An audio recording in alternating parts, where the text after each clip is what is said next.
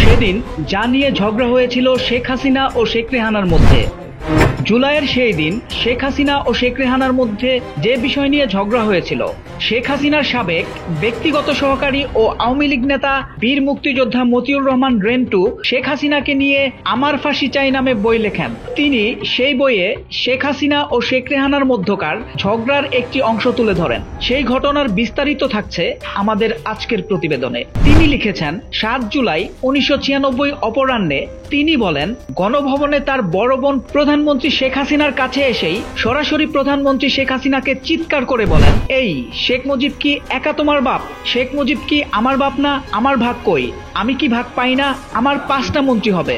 প্রধানমন্ত্রী শেখ হাসিনা বলেন, মন্ত্রী পাবি না, যত টাকা দরকার পাবি, সবই তোর। দুই বোনের চিৎকারের চোটে প্রধানমন্ত্রীর 24 ঘন্টা সার্বক্ষণিক নিরাপত্তার দায়িত্বে নিয়োজিত সেনাবাহিনী, বিমান বাহিনী ও নৌবাহিনীর 64 জন অফিসার সমন্বয়ে একটি দল পিজিআর এর ওই দিন ডিউটিরত সদস্যরা তাদের দায়িত্ব পালনে কিংকর্তব্য বিমূঢ় হয়ে দাঁড়িয়ে থাকলে প্রধানমন্ত্রী শেখ হাসিনার চোখের ইশারায় তাদেরকে সরিয়ে নেওয়া হয়। এটা প্রধানমন্ত্রীর একান্ত নিজস্ব এবং পারিবারিক ব্যাপার বলে ওভারলুক করার পরামর্শ দেওয়া হয়। শেখ রেহানা বলেন, আজ যদি আমার 5 জনকে মন্ত্রী না করো তবে আমি আমেরিকা চলে যাব। যখন আসব তখন সমান ভাগ নিয়ে আসব, মনে রেখো।